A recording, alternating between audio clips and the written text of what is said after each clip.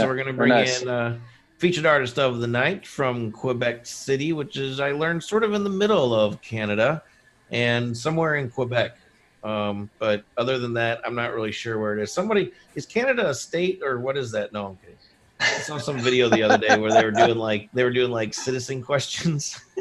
People couldn't answer Really? anything, and they're like, "Is Canada a state?" This Anyway, cannabis. Jeremy Rice, how you doing, man? Nice to meet you. Glad you could make it tonight. How you? Oh yeah, What's going on? thank. Well, thanks for having me. It's good to be here.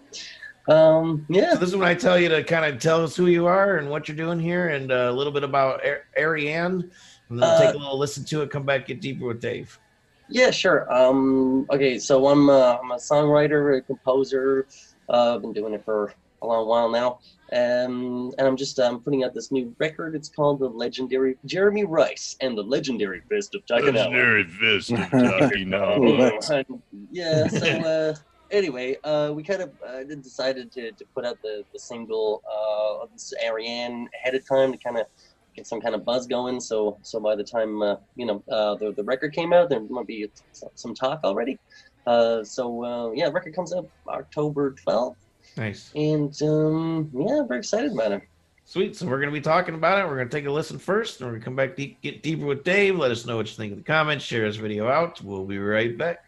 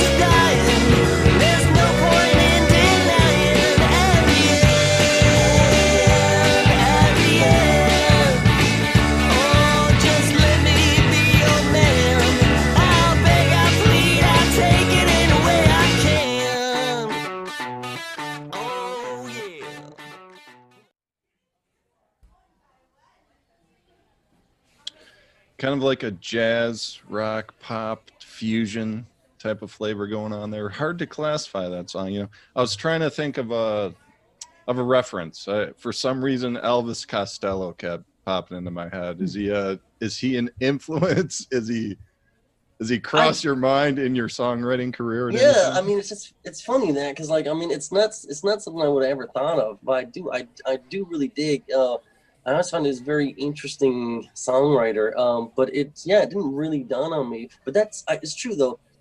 I can hear it in the sound of that particular song. I can see what you mean. There's certain elements I can see. Well, what are the conscious influences that kind of help mold your sound, man? Well, like I'm a big Supertramp fan, which you wouldn't hear in this song. But yeah, I don't know. That sort of go back to a lot of the stuff that I guess I was hearing when I was when I was really young, the stuff, the records that my parents were playing, yeah, I mean, I sort of gravitate towards like sort of progressive rock stylings. I'd like Daft Punk is another one that sort of like comes out of nowhere. I think it's more like from a production standpoint. I feel like I like to play with layers and sort of repeat things with different beds and try to sort of make something the same sound different, you know, which is something they're pretty good at. So All right, man. So I encourage people to go to jeremyrice.net, just how it sounds. It's a pretty interesting site, man. A really interesting guy here, Jeremy. Is the first thing you'll see is the legendary fist of Takinawa. So you have to explain, like, what does that mean, man? Is it kind of a take off a kung fu movie, or what's going on?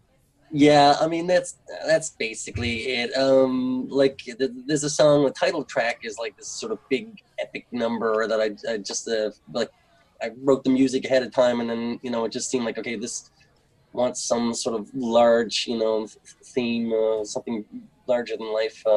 So I don't know. I thought a kung fu film, you know, tale of you know a man's struggle to go from nothing to greatness back to nothing again, and you know, so the I guess the fist of Takanawa is sort of like the catalyst that sort of you know takes him the whole way and back down, and you know, there's a story, right? It's a great like phrase. I like it. I mean, it's Yeah. like I want, and that picture, that album cover. I mean, that you guys got to see that. Go to his website. But a couple Yeah. more questions here for me. I just Cool. kind of going through your bio.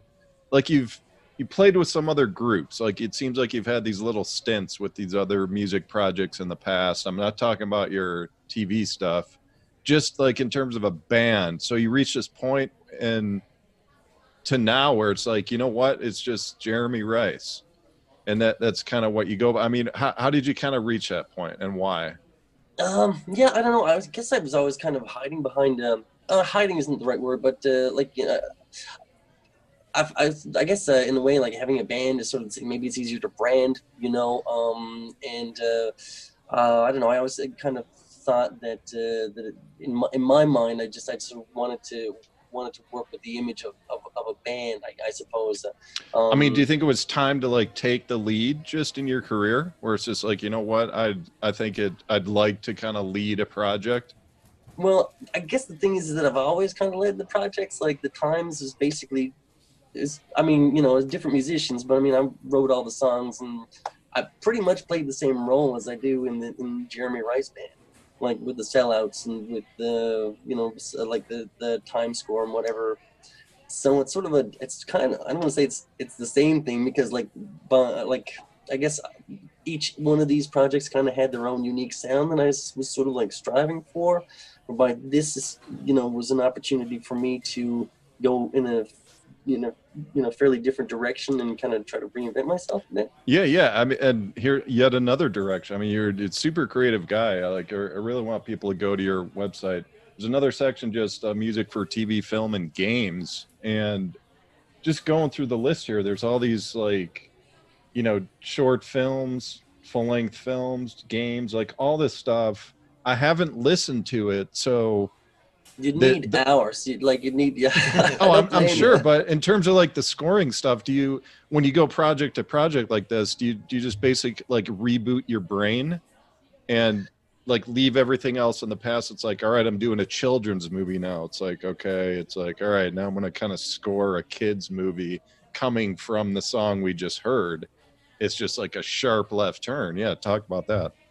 Yeah, no, I've always been pretty good at sort of like compartmentalizing, you know, my ideas and stuff. But it's fairly easy, especially when you're working. Oh, I just turned blue. Especially when you're. uh, but yeah, like when you're, especially with like the short films or you know, like the TV shows and whatever. You know, often the directors will come at you and they'll actually say like, you know, they'll give you reference material and say like, can you make it sound like X, right? So it does make the task a lot easier when you're, you know, especially commercials are the one because like they really want something specific. A lot of times they just give you some stock stuff and they say like, you know, can you make it as close to this as possible?